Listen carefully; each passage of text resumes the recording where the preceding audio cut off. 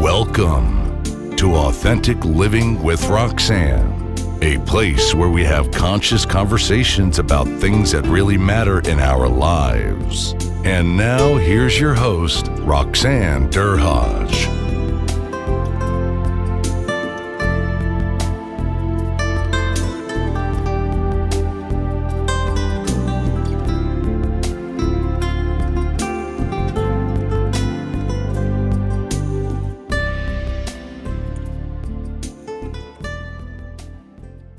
Hi, everyone. It's Roxanne Theroux. Thanks for tuning in again. Today, I have a colleague that I met earlier this year at an event. Trent is someone that was quite inspiring when I met him based on the story that I'd heard over, I think, dinner in Florida. So, Trent, thanks so much for taking your time.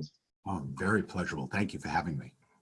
So, I'm going to read a bit about, his name is Trent Theroux, and a bit about his bio. He's an inspirational speaker. He speaks to conferences and companies about leadership's role in the organizational heartbeat, or the organization's heartbeat.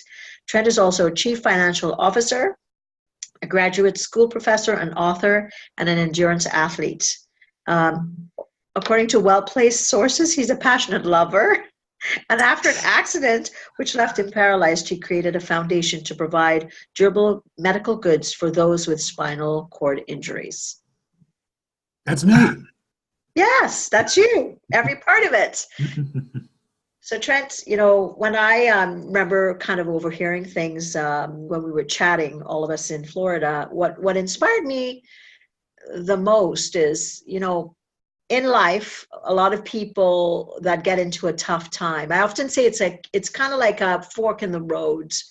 That's the perception that I kind of see, people going through, where they kind of could go down one route or they go down another. And obviously your accident, which I'd love to hear a bit more about what happened, and for you to kind of tell us what happened to you with that accident, what you've been doing since.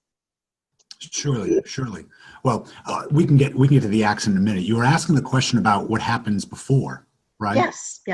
It's funny how these you come to these crossroads in life, and many times there are no street signs to tell you which direction you have to take. And Right. It feels like you're in the somewhere in the old west, and there's just two perpendicular streets. And you're standing there not sure which way to go. And, you have gut instinct, you have feel, you have passion that pulls you one way or the other, but it's not always known. And sometimes when you take one path, you're doing it at the cost of another path. And you would hope that you've made the right decision, even though you don't always know which way is the right way. Mm-hmm. So you got to that path. I mean, prior to, your accidents, I'm sure, like, what were you doing before the accident? Were you teaching before the accident? Well, before my accident, I was self-absorbed. Mm-hmm. I had family, a wife, 2 children, young, and I was living a very middle of the road, suburban lifestyle. Work, home, children, a little bit of television at night, and go out for dinner once a week. And it's just your typical take the kids to soccer, suburban lifestyle. Mm-hmm. And it's funny how, in many ways, we can get complacent in those lifestyles. And it was great. It was really great because it was very comfortable, and humans adapt easily to their environment, and I had adapted very easily to this suburban environment. But I wasn't doing any good for the community. I was doing good for myself and my family solely. And this path that changed is, after this accident, is what changes that and gives me a sense of awareness that I didn't have before. Gives me a sense of how much more I can get done in a day than I thought I could in the past. So I was working regularly, and I had just started teaching as a hobby. And truthfully, to say, It gets me one night out of the house a week, because when you have two small kids, you need one night out of the house. So you're kind of, and I think so many people can relate to that, right? Like, kind of you're working hard, but you're in that kind of rote kind of situation day in, day out. You're with young children. So obviously there's certain things that you curb. You may have passions, of course, but maybe they're a little bit kind of jumbled up with everything else that's going on. Sure. And then I'm sure you're living a pretty good life. Your children are probably having a good, experience with their parents, those types of things. But what kind of accident was it? What happened? Well, so I was working on a Monday evening. It was September 23rd. And I got home about 8:30 that night. It was a long day, and it was a frustrating day. I normally don't get home that late. I didn't have a workout in the morning, and Monday mornings I normally would have played basketball with a group of guys at the YMCA. I didn't. I came home, and I decided I want to go for a kayak. The kids were already in bed. I wanted to go for a kayak ride. I live on an inlet outside of Narragansett Bay. And so I walked out the stairs into the back, and just in my t-shirt and pair of shorts, went out kayaking. And it was a beautiful night. It was warm. It was a full moon. And the full moon was overhead, so I could see clearly. And there was no wind. So it was nice and calm on the bay. And I went out for a ride. And on my way out to this point, Nayet Point, which was about 2 miles or so from where I lived, on my way out, and the only boat I saw was the Providence to Newport ferry. It was a high-speed ferry that runs almost like a bus, a shuttle, out in the channel. It was perfectly quiet. In fact, it was so quiet, I had my radio with me, and I was listening to the Monday Night Football game as it came on. I get out towards Nayet Point, and I turned around, and I'm making my way back. And I hear another boat in the water, and I took a look, and somewhere well behind me is just a single boat, smaller than the Providence ferry. And I paid it not a lot of mind. Another minute later, I still hear the boat, and it's coming near my direction. So I steer the kayak, I steer offline just a little bit. And then I hear them getting louder. And I look, and this boat it's coming down on me. I mean, it's tracking me. And I can't believe, I'm thinking it must be somebody who's just, out, joyriding, right? They're going to give me a quick buzz by. And so I take my paddle and I hold it high in the air and I yell behind me, hey, hey. And I'm trying to get their attention to swerve, but they don't. And they're still coming in, and it's only seconds before they're going to hit me. And I start making decisions in my head what I have to do. And I know I can't be in the boat, because if it hits me, the propellers in the boat are going to hit me in the head and chest, and it'll just kill me instantly. And so I thought the best way to get out would be if I could get out of the kayak and maybe go under the boat. And that way the boat could go right over me. So I roll out of the kayak. And I try to push with my legs, which does really nothing, because pushing a kayak, it's like just pushing air. And I go down, and I take one big breaststroke pull to try to go deeper in the water. And I can appreciate the Doppler effect, because I can hear the pitch of the engine getting higher as it gets closer to me. Right. And then I get hit by the boat. And getting hit by a boat feels like getting tackled in football. Big linebacker tackles you, and it knocks all the wind out of you. And then the propellers got me. The propellers caught me 4 times from the center of my lower part of my rear end right up to the upper part of my back on the left side. And that felt like someone was taking a 2x4 and just with 4 hard swings right through the middle of my back. Painful, scary. The force of it threw me deeper into the water. into the dark water. And when I'm underwater, I couldn't see. I've lost a good amount of my breath because whatever I tried to hold, the boat knocked it out of me. And I try to blow a bubble to figure out which way is up, and I just can't see it. I realize I can't use my left hand, and I realize that I can't feel my legs, or I can't move them. I'm trying to kick, and I know I can't. And so with my right arm, I'm essentially just trying to move water, and it moves me towards the top. I get to the top, and I'm able to take a breath. From that vantage point, I'm facing north up the bay. I see the boat just driving away from me. Now, I don't know what type of damage it was done, but I know it wasn't good. I take my one hand and I reach behind me to see, maybe I can feel, and I touch what I think is an exposed rib. And I'm scared. I'm absolutely frightened. And I drop under the water because I've got nothing. I pull myself back up and support myself. I try to yell to the boat, but it sent these electric shocks right through me, right through my body. I started to wonder how I was going to go from there. I knew I couldn't use my hand. I knew I couldn't use my legs. The scariest part for me that I realized at that moment was that I didn't know how much blood I was losing. It was dark. I couldn't see, couldn't tell. But I assumed that if it got severed up by the propellers, that I was bleeding pretty heavily. I looked to the east, and I saw Naya Point. Beautiful houses over there. Big 10, 20,000 square foot lots, 30,000 square foot lots, big houses. It was about a few hundred yards away from me, which back when I was in college, and I was a swimmer in college, would have taken me a couple of minutes, 100 yards a minute.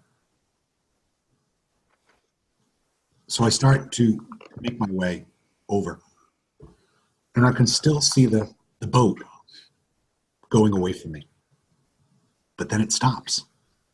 It just stops in the water and parks. So I stop and park and just watch to see what's going to happen. The boat turns, but it doesn't turn towards me. It turns the other direction, but it's coming down the bay. And they're trolling. They're looking for something. I think they're looking for me. They're looking for what they hit. Oh. As they come down, I have a decision to make, and probably maybe the biggest decision I've ever had to make in my life. Do I swim to the shore, find help? I can see the houses, I can see lights on. I think though, well, if I get to the shoreline, how do I get to the house? If I get to the house at 9-something at night, what if they don't answer the door? I look at the boat and I say, if I go to the boat, what if they don't see me? I'm going to be deeper in the bay with no way out.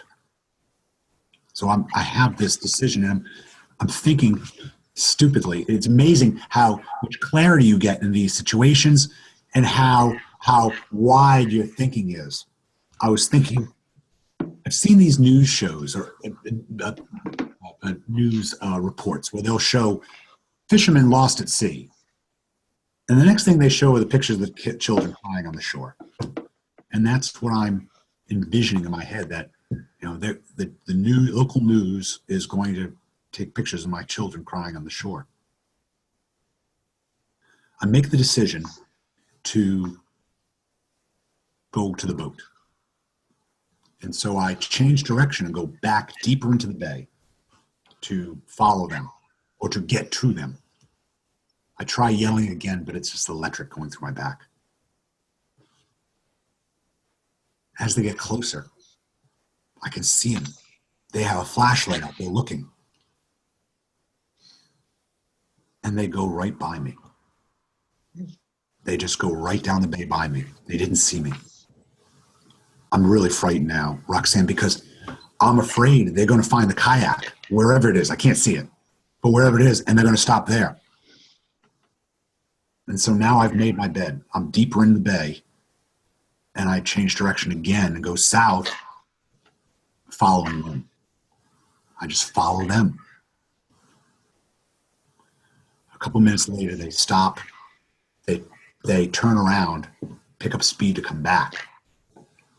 And it's there that they see me, take me to the boat, bring me to rescue, and bring me to the hospital where the whole new the journey starts. Wow. Like you had one arm working. One arm. You're barely, now I'm thinking if you can't scream, and that's an electric shock, you've severed something significant, I would think, or just the sheer pain of what's been kind of cut in your body, something. You know, the blades severed all the major muscles on the left side of my back, and they carved out 5 pieces of my spine. But by the grace of whoever, it didn't cut the spinal cord. The shock I was feeling was the pain of the open wounds. They had to, that was causing the pain at the time. So what happened when you saw the people on the boat? When they finally saw you? Okay. They started yelling at me. They were yelling at me. What were they yelling? I grabbed onto the railing, and I couldn't pull myself up. So they come pull me up, and they're yelling at me for ruining their night. Something. They bring me on the boat, and they think I could stand.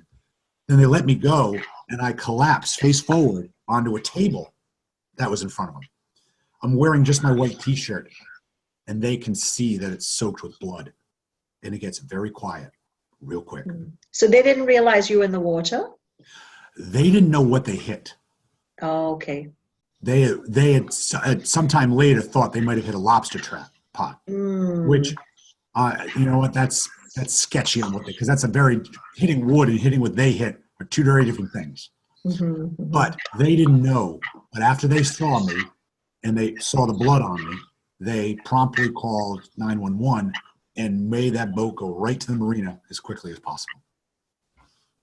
What a story. Oof. So you go from suburbia, life's kind of steady as you go, not much ripple, like kind of the levelness of life to that. And do you stay conscious on the way to the hospital, or do you pass out? Purely conscious, to the point where I still can remember the lights on the houses, and I remember where the cars were as we passed a couple of them, moving up towards the marina. Pure consciousness. I could hear the voices. I could hear the rescue on the radio. I could hear the captain talking. I could hear the whispering. It was, everything was so quiet in my mind, I was able to absorb everything. And remember it. And remember it vividly. Wow. Vividly. I've never experienced that type of consciousness or self-awareness before. And it must be some mechanism inside the human body, and I know I'm not the only person that's had this. So it must be some mechanism that humans go through when they have something traumatic happen. It's why we remember where we were when this, I remember when. Yeah. So I would assume they take you right in, and did they perform surgery immediately on you, or what happened next? The first thing, they brought me in. They put me into this. It's like a steel table. It always says what you would see, like you would see in a morgue, right? You would see the dead bodies on steel tables. So they put me on a steel table, and they wanted to get me prepared for surgery because they needed to, they needed to close everything up. I was still bleeding pretty good, but they didn't cut anything. They didn't cut any veins or arteries, so I wasn't bleeding out. Wow. Another miracle of sorts. But they decided before they could bring me in for surgery, that I had quite a bit of bacteria. The blades being in the water are just a harvesting ground for bacteria. And all that bacteria got into my body when the blades went through. Plus being in the water for as long as I was. Right. And they needed to clear all that out. So they told me that they were going to irrigate me. I just want to tell you, it didn't sound very appetizing. And irrigate me meant that they were going to take a high pressure hose and apply it to me. Mm. And Roxanne, I've never felt a level of pain as when they start applying it. I'm lying, they've cut open my back of my shorts, they've cut open my shirt, and I'm lying on this metal, just holding the top front of it. And my wife has come in at this point, and they're hosing into the open wounds. And I'm making these sounds that are just unnatural. Mm-hmm. I've never felt anything like it. Mm. We went through that process. I'm cold, I'm wet. And they take me up to surgery. The last thing I say to the surgeon, am I going to see my wife and children again? And the surgeon looks at me, he goes, I'll do the best I can. Not the most reassuring answer I was hoping for. Well, they have to give you that objective. Yeah, I guess you're answer, right. Yeah. But again, if he lied to me, I wouldn't know. I'd been dead. So fortunately, he was right. I hope he did. And he was. I woke up the next morning in the hospital bed, alive, but unable to feel anything below my waist. I was able to feel my left arm again, but unable to feel anything below my waist. So what did you think? First of all, I'm going to say, you're saying, thank you, God, I'm alive, first of all, because technically, from all the things that you dodged there, you had everything that potentially meant that you could have died a couple of times, going backwards, not being able to swim, drowning. Lots of things could have happened, but it didn't happen. And you go into surgery, you get up the next morning, and you think, okay, I'm alive, but now you can't move. So then what happens? What starts to happen for you at that point? Going back to the other point, I'll say this to people: for as bad as everything went, everything after that went perfect. I had that horrible accident, that one moment, but after that, yes, they found me. They called the rescue. They took me to the hospital. Everything else seemed to fell into place. I was very fortunate because it could have gone horribly different. Mm-hmm. That day, I'm despondent.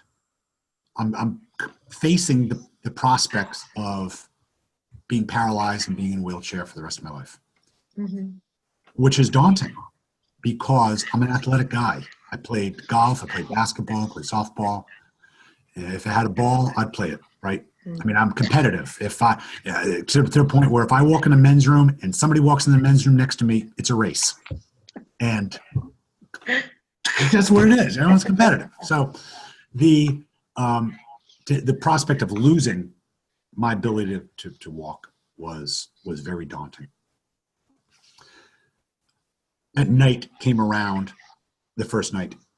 I have you get those finally the moment by yourself, and I start to reflect. What am I going to do? They came and squeezed me, my toes. That's the measurement. They couldn't. No sensation. The next day goes by. That night, no sensation.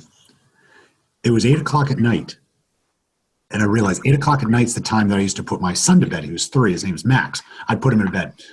He'd get a horsey ride from me every night, whether he was watching TV or playing games or reading a story. I'd get on all fours and go to give him a horsey ride. And he had choices. He could choose from the bucking bronco, the slow and stupid. A slow and stupid horse would just stupidly walk into the wrong room and come back and forget how to get to his bedroom.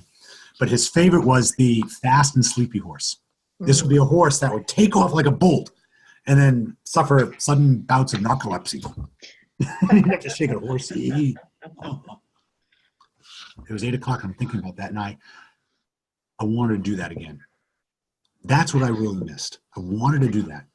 I grabbed some pen and paper next to me, and I created what I look at as the most important document of my life. More important than the Magna Carta, more important than the Declaration of Independence.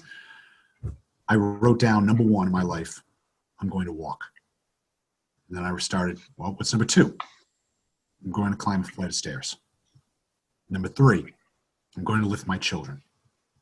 4, I'm going to go to work. 5, I'm going to make love to my wife. 6, I'm going to go watch the Red Sox play. As I'm thinking these things through, I go, Trent, if you're going to make a list about things you want to do in your life, you might as well make it exotic. All those things I've done before. So number 7, I'm going to run a marathon. Number 8, I'm going to climb a skyscraper. Number 9, I'm going to do the Ironman. And number 10, because I got a little OCD in me, I can't leave a list with just 9. I was a swimmer. I said, I want to do a swim that's never been done. I originally thought the English Channel. I said, no, I want to do some, and I just didn't know yet. But I said, I want to do an adventurous swim. And I made that list. And I've kept that list. And I lived by that list to move my life forward through my recovery and ultimately the journey past just the physical recovery. So you lost the physical, and then it woke up everything else in you that you said kind of lay dormant to some degree. Like, and all of us can, I think anybody listening to this can so relate. I can relate to this.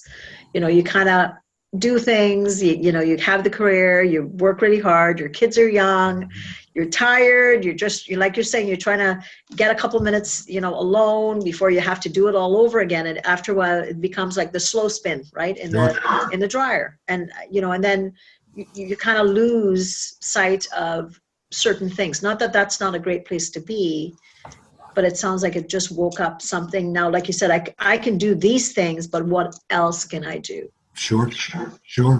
It really did. I tried to run a marathon once, and my friend had done it. And we were in our late 20s. And I said, well, if my friend Jay can do it, so can I. And I went for a run. I said, I got to start training today. I went out for a run. It felt like forever. Mm-hmm. I came back exhausted. I said, I'm going to get in my car and I'm going to measure how far I went just to prove, it was 1.2 miles. This is horrible. Just have a couple more to go. That was my marathon training for my life before this event happened. So I'm interested because this, me as being a mental health and wellness expert, okay. Right? You're laying on your back. I am on my back. I'm on my back. Yeah, and you're. Now remember, I'm a passionate lover. According right. To well, so we're talking in the hospital. Yeah, like meaning that you are thinking, I'm not even moving now, right? Right. I'm going to assume you had a lot of pain. And no, surprisingly, no, I didn't. Because lying in the hospital, they give you plenty of things for the pain. Right. So you're not really feeling the pain as you're recovering. I'm not. Okay. I'm not okay. While I'm in the hospital, I'm not. Right. Okay. Pretty well medicated. Okay. So at some point, how long does it take you before you start to feel anything again? It takes me about a week. About a week. What happens is that because my cord wasn't cut, but the damage all around it, including the spinal column itself, was cut. It created a mechanism that it closed itself up. The trauma closed everything to protect the spine. And that closing is what stopped the feeling from transmitting down into my lower half. So it didn't damage. It was just more protective. The body protecting itself. Well, the body almost battening down the hatches to take care of you. Intuitively, the body knows how to repair itself. Good maritime metaphor. Yeah. So it's kind of like, goodness. And then you're thinking at this point, I'm not moving. Right. And of course, any of us, any person listening, I was going to think, what am I going to do now? Right. So with that list, before you moved, did you look at it all the time? And did you envision yourself moving? Did you start to think about, those things that you would do with your son, what you would do with your wife? getting back on your kayak? What did you do when you weren't moving, or were you feeling sorry for yourself? Well, the answer is yes. There was quite a bit of regret. There was a significant amount of regret for being there. There was certainly an amount of, why did I deserve this? I'm a good guy. I didn't deserve this. There was quite a bit of self-pity, self-loathing as well. Because when you're in the hospital like that, you spend a lot of time alone. I mean, the nurses, they come and go, but that's it. They come and they go. Family members can stay for a little bit, but you spend quite a bit of time to have to come to some mental acceptance of what fate may be. And the question is, for me, well, which fate was I looking to accept? And I don't mean to express that I have any significant power that stopped me from being paralyzed. Not at all. And it's probably just, once again, just my really good luck in life that I wasn't. By whatever fractions I wasn't. So when I was making this list, I don't want people to assume that, well, he mentally didn't keep paralyzed. It's not true at all. I think we'll talk later maybe about some of my work with the spinal cord community. And I'm careful with those folks because most of those folks will never walk. Of course. And I was at a function where I was introduced as the man who walked. And I'm thinking that is the worst way to think of it. My situation was different. It's different. But what is the same, I think, is how people view what they're going to do afterwards. And the roses smell different. The flowers smell different. The air was different. When I got out of the hospital, I felt born again. I felt rejuvenated. I felt new. I felt different. I was able to accept sensory items around me that I just never really would have appreciated. The mold that was on the north side of my house bothered me. It didn't bother me before. Stupid things. But I had a greater appreciation for life, significant appreciation because of it almost being taken away. Because I think the main thing that I hear you say is that all of us go through things in life, right? So in your situation, it puts you at a critical spot. All of us have been through stuff where we go through pain. Right. But it's making that choice to decide, am I going to deal with that pain or am I going to suffer? And talking again with that fork in the road. And sometimes people may go through what you're going through or had gone through, and then they create that victim mentality or that poor me mentality instead of kind of, like you said, smelling the roses and recognizing I can actually do the slow and stupid, pony ride or horse ride with my son again, or I can enjoy sitting on that bay again and enjoying the sunsets, or getting back in that kayak. To get back in that kayak is symbolic. You're absolutely right. We went on a camping trip maybe 4 years later, and I had not been in a boat subsequent. In fact, I had such PTSD. One time I was driving down the road and I'm behind a boat that was being towed, and I started shaking, and I had to pull off I suffered quite a bit from PTSD. Right. I remember the first time I got back into a boat, we were on a slow river, and it was a canoe.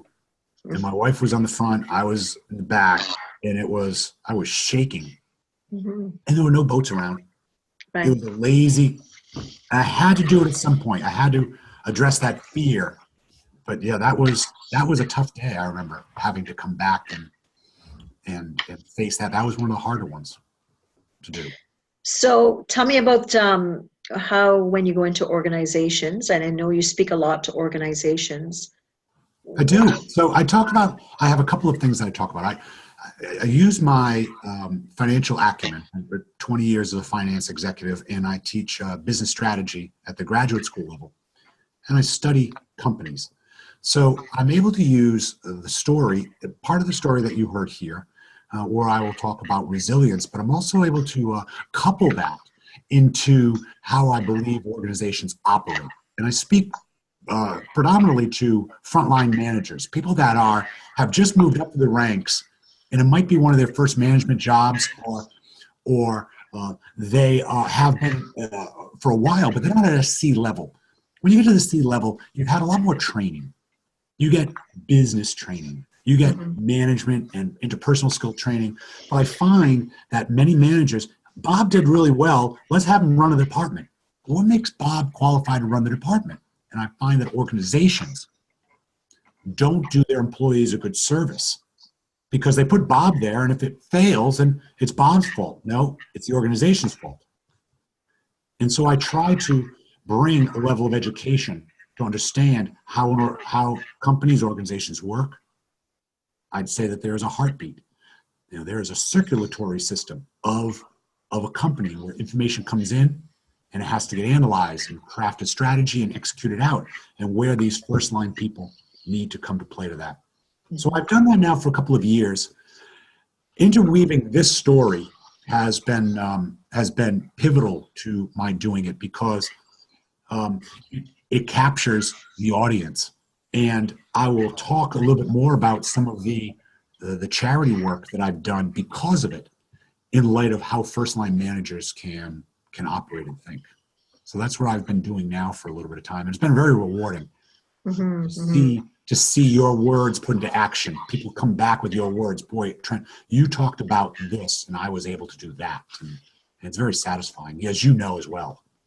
Of course, of course. So you kind of take the resilience story that fell in your lap, really, and to really translate it, how it works out organizationally with people. Like, I mean, obviously middle managers sometimes are the most thankless job you can get. I've been a middle manager multiple times in my career, and it's sometimes, I says sometimes they get shoved from the bottom and shoved from the top, right? They get squished in the middle, and they're the ones that really, if an organization gets it right with people like that, that's your pebble in the rough there. They literally, you treat those people well. If they can connect with people at the front line and translate the message down, and the frontline person is the person that's kind of seeing customers day in, day out. But if the senior executive doesn't appreciate, or C-suite, like you said, appreciate what the middle manager does, they might trivialize their role in the organization and maybe not treat them as well. So it's really, really important. So use your resilience to talk to them about what it's like to be a middle manager and how to kind of maneuver through tough times also. Well, so what I'll talk about is middle managers are the people that have to figure out how to move rocks. They have to figure out how to get the obstacles out of the way so they're able to perform better. And most middle managers don't know that. Most middle managers get stuck because they came up through the ranks. They understand how this operation works, how their operation works, but they don't have an appreciation for how it fits into a bigger, where it fits. And so I have different stories that I will use to make a manager, or allow a manager to see through a very simple story, that where they fit in that organization, and if this situation happens, how you can apply it somewhere else. Wow. And some of the stories have silly names. Give me an example of a silly name. Eat your broccoli. Eat your broccoli. Eat your broccoli. That's a great one. Blue's Clues. The moon is never as big as when you first see it. Mountains are only majestic from a distance. Okay. So these are stories, and what happens is, rather than being technical jargon, if I tell you a story about how mountains are only majestic from a distance, the next time you're in a team meeting, and this has happened to me where the owners come back and says, Trent, I got an email a couple weeks ago. We started talking about mountains, Trent, and everybody in that room knew what I was talking about, because a good story resonates with people. Technical jargon kind of lose people sometimes. So the metaphors in the message. They do. Yeah. And with the resiliency story, I've learned that people don't remember what you say to them, but they remember how you make them feel. And with a good story, they feel that they're in the middle of the situation themselves, and they have to make those decisions themselves in the story as opposed to being told. And so when I talk to organizations and such, this is the way I try to communicate. For sure, because if you can get people to buy into the experience or the story, then they see their role. Like, you can be the guy on the boat that says you just, using your story to say you just wrecked my night, or you're the person, you're the one that had the long day and you just needed to get away from, life that day. And you thought, I'm just going to go out in this, and have some fun and look at what happened. So there's so many angles that can come from that, or just you thinking about the basic things like spending time with Max, and people thinking about, do I really get into the moment when I'm with my son or daughter or my wife or my husband? So much of it, the relatability, I think you're right, because oftentimes, unfortunately, in people's lives, it takes something traumatic or, for that change to occur. It does. And it's a shame sometimes but I guess as humans, we always can't be self-aware. There needs to be an inflection point, because, and what are you going to be at 25 years old and wake up one day and go, today I'm going to see the world entirely different? Very hard to do. Right. Very hard to do. I mean, it takes some level of epiphany for us to open a door, because we like repetition. We like most humans like repeating patterns, and it takes something to knock us askew to accept there's something else. I mean, otherwise, I never would have liked punk music. I would have been listening to Elton John and Billy Joel my whole life. But I dated this girl, and she's like in a punk music, like, this is horrible. And I sat and listened, like, damn, I like this. I listen to punk music more than I stayed with her. So just a matter. So I'm interested in you talking about the swim that you did. Tell, I think I heard a little bit of the story, but that you decided to do an adventure swim, you called it? Well, I've done 3. Okay. So let me tell you about the first one I did, and it's not the one that you and I talked about it at when we met, if that's okay. Yes, sure. I finished the first 9 items on my list, and I should make sure or tell your audience that I walk. I've run the marathon, I've climbed the skyscraper, and I've done the Ironman. So I'm not in a chair. And I did all those items in the first 4 years after my accident. But I didn't do the swim, and I kind of held on thinking about what I wanted to do. As the 10-year anniversary was coming around, as a full year in advance, excuse me, I was so grateful of all the way my life had turned out after the accident. I mean, I kept in mind, the same guy that injured my back is the same guy that took me out of the water. Mm-hmm. And I wanted to do something for a community of people that couldn't get out of the wheelchair. And I decided I was going to do this swim from Point Judith to Block Island. These are in Rhode Island. So maybe if your viewers care, they can go look this up. But the Point Judith is the southernmost point of Rhode Island. And Block Island is an island, a town that is 12 miles directly into the Atlantic Ocean off that point. And I said, I'm going to swim from one to the other. And I'm going to do the swim entirely backstroke as a sign of solidarity for the spinal cord community. I found an organization in Boston called Rise Above Paralysis. It's a peer mentoring organization that anybody in the New England area that has been paralyzed goes to this rehabilitation hospital. And what happens there is you are paired up with somebody with the exact same injury, C4 break or as such. And that peer mentor helps you understand the physical, emotional, how to get around, how to manage work, family, and the like. After 2 years, you're encouraged to come back to the hospital and pay it forward to the next generation. Nice. When I heard about this, I said, this is amazing. I want to do something for these people. And I created a foundation to raise money for durable medical goods for that group. And I was going to use the swim to fund it. I met the executive director, his name was David Estrada, who is a police officer for the Boston Police Station, who was on his motorcycle, got hit, was paralyzed. And I told him, I said, I'm going to swim into the ocean, and I'm going to raise you $50,000. And his next words would change the rating of your podcast. So we'll leave those out. But he was like, Theroux says, what can we do to help? I said, show up. Just show up, and I'm going to run this. The next thing I decided to do is nobody's ever done this swim. It was unprecedented. I contacted the University of Rhode Island. They have an oceanography school. I said, I'm sure going from up here to down here isn't that simple because there's currents around. So put me a map together. And he did. He developed a map. And because the way the currents moved east to west, I couldn't quite get there directly. So I had to kind of swim out and come back. All set. Now here's what makes the story harder. A week before we're going to do it, and I was planning to do it on the 10-year anniversary of my accident. A week before, in the southern Atlantic, a hurricane starts to blow. Hurricane Leslie. And it builds. On the eastern seaboard, they have these buoys that monitor water temperature, air temperature, wind speed, and waves. The waves outside of Block Island are somewhere 1 or 2 feet normally. On that Saturday, they get up to 3. On Sunday, they were up to 6. On Monday, they're up to 9. And Tuesday, they're up to 12 feet. And I'm getting nervous. The hurricane is slowed down, but waves come first. Before the storms always come, the waves are coming. I call the gentleman that was helping me train, one of my coaches, Sever.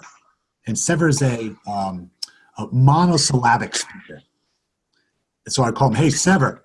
He's like, yeah. I said, Sever, are you watching the news reports? Yep. This is our conversation, right? And I said, I'm scared about these waves. They're making me want to reconsider what we want to do. Maybe I should wear a wetsuit. Maybe I should swim freestyle, or maybe I should postpone it. And he's eloquent. Nah. What do you mean, nah? He goes, what's the worst that's going to happen, Trent? You drown? I said, yeah, I could drown. He goes, good. We'll serve good scotch at your service. And so he says, listen, you made a commitment to the spinal cord community. Mm-hmm. They're coming.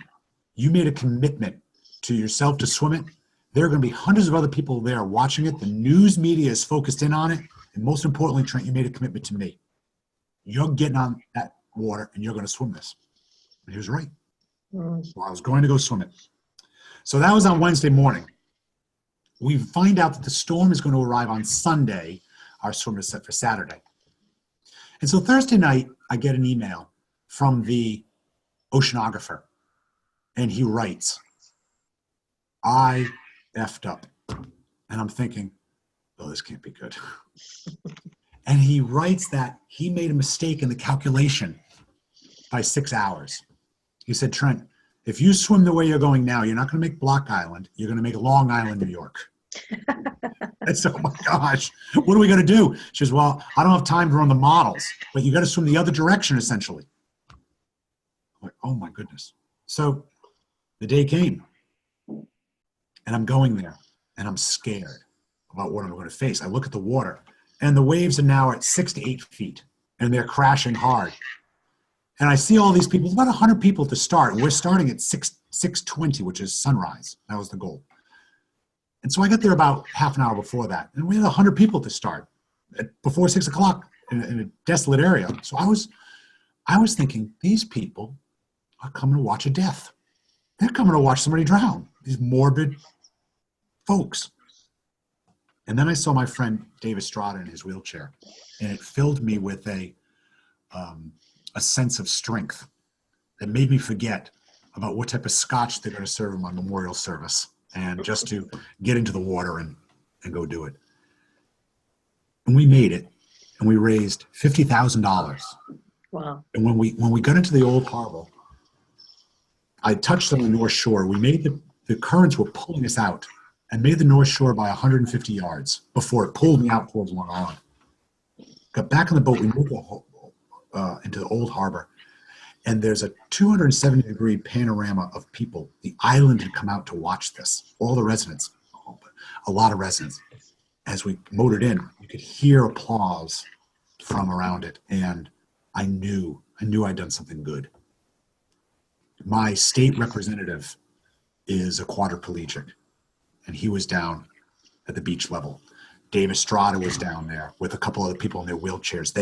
They took the boat in the 8-foot surf to come to this finish to watch. But we did something really good together. And subsequent to that, I've done 2 more charity swims to keep funding this foundation. So that accident really woke up a deep part of you that probably was already there, I'm going to assume. But it helped you, like you said, when you were being driven, that heightened sense of awareness, whatever we're going to call it, something woke up in you that made you realize that you could do more. And that's probably, being not putting enough words into it, but something got triggered in you that said, I have to make more of my life. It really did. And I can't describe it adequately other than I have a passion to help other people now. Mm-hmm. I was born, I'm an only child, so it means I'm naturally selfish. Mm-hmm. And I've had to fight that all through those years. After the accident, I don't have to fight it so much anymore. I find in me the desire to give my money, give my time, give my efforts to people that need something, big or small. And it's become quite rewarding to do. Wow. I spent the time with you, but obviously we hadn't talked as in depth. I'm inspired by what you've shared. And, oftentimes people that go through pain, it's hard for them to see past the pain, right? Because it becomes so all consuming. And yeah, I think having the pity party, we all would do that as human beings, but then ready to kind of look at the gift out of adversity, which is oftentimes what I talk about, which is definitely what you experienced. And then you made a difference, which is such an admirable thing to have done. So Trent, if people are, I know people are going to want to talk to you. They're going to want to, have you potentially speak, about resilience. Where would people get a hold of you if they wanted to have a chat with you about the speaking that you do, either for management or resilience?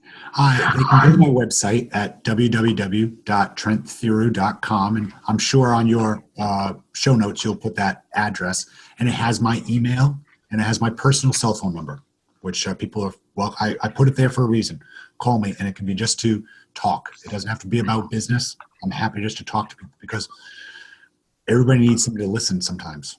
And, I've just found as part of my new calling, I do that as well. But awesome. I certainly appreciate you taking the time to talk to me today. You're right. We didn't get to, and you know what, truthfully, I didn't get to hear enough about your stories. I know your listeners tune into you so they can be favored with your stories and insights. Well, maybe I'll come and visit you on your podcast and we can chat a little bit more about that. Well, it sounds like so everyone listening, resilience is something that's it's tough, right? I think we all go through pain. To have lived, I often say, to have lived means that you've had pain, but it doesn't it doesn't need not be suffering. And if you listen to Trent's story, and I talk a little bit about my story, which that how many changes that I had made in a short period of time with kind of adversity in my own life. And it's tough, but when you really kind of stop and slow and really connect through it, then it really connects you with the things that are valuable. Like Trent talked about his family and myself, I was doing certain things for certain reasons to recognize that, life will serve us things that, we don't expect, but we can make the most out of it. So for anyone wanting more information on me, you can go to roxannederhodge.com. I'm a mental health and wellness expert. I do speeches and I also do training. So take care and we'll chat with you soon.